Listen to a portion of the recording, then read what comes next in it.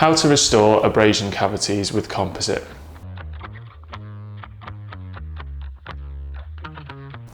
My name's Dr. Ed Sherrard, and we made an Instagram reel recently talking about some of the tips I've been given for restoring abrasion cavities with composite and reducing the risk of them debonding. So we had a couple of requests afterwards asking for a demo of what I do, so I thought we'd make that video, and here we go. Here's our demonstration for restoring an abrasion cavity. This is an upper premolar, and we've just cut into the model a classic sort of shape that you might find. The first step that we would tend to take is preparing the enamel slightly, just to create some sort of slight bevel and also just slightly roughen up the surface. So we're not doing this to cut away the enamel, and you can use a little polishing burr or anything, but just slightly prepare the enamel, roughen up the surface a bit. People prepare the surface in lots of different ways. Something that you could do is use like an aquacare unit for sort of abrading the surface. That's probably your gold standard, but if you don't have that, sometimes people will use like a really gritty Profi paste to just disrupt the sort of top layer to make it more ready to bond. And then once you've prepared your surface and you've got everything in a good position, you start with some etch. So I'd etch the enamel especially.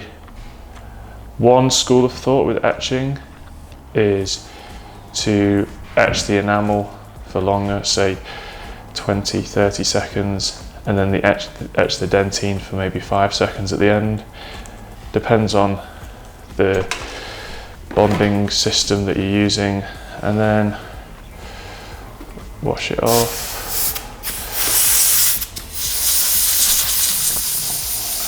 So it's important that we know that there's lots of ways to do this. There's lots of different bonds, but this is just an overview. After that, I would get some bond, see if that will balance. So here we've got Scotch Bond Universal, which I think is a pretty good all-round bond. So let's say here we'll etch the enamel and the dentine. I really like blowing the bond into a thin layer, obviously checking there's no water in the line, and then I'll cure that. It's worth saying, the most important thing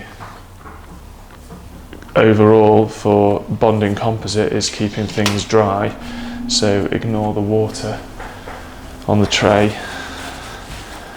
Obviously that's not representative of real life.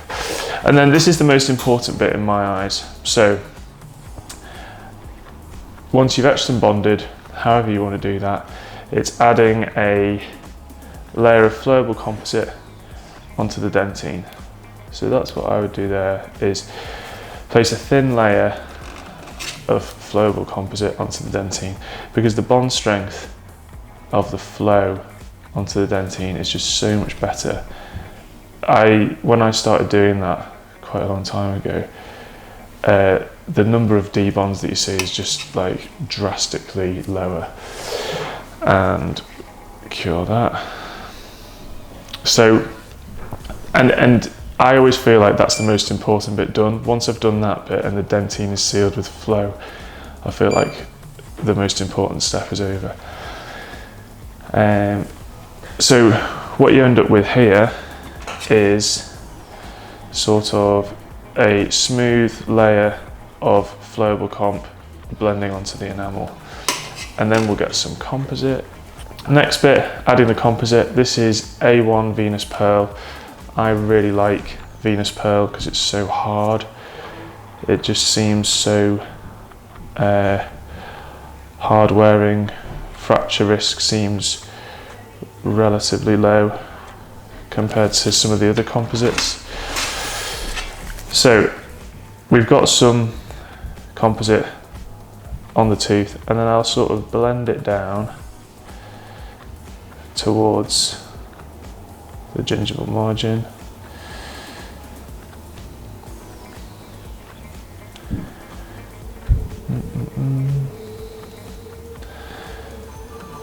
So what I tend to do is blend it down towards the gingival margin and then blend it up the tooth a bit.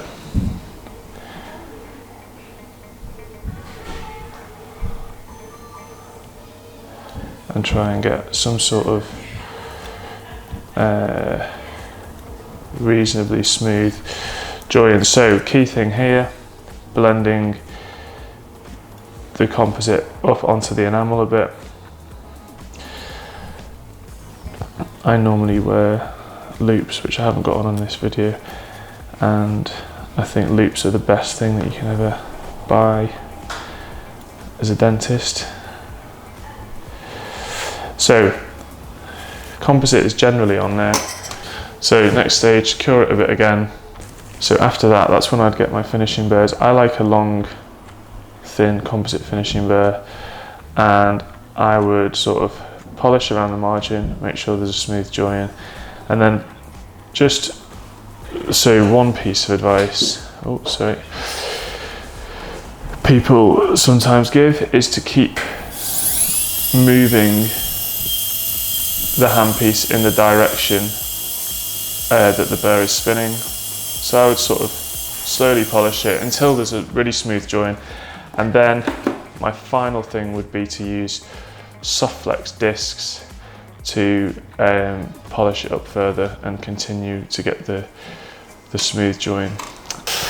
So with the soft flex discs, you've obviously got, if you're familiar with them, a few different colours working from dark to light. But for example, here, if we use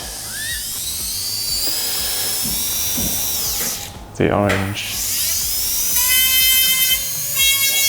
I would normally start with the darker one.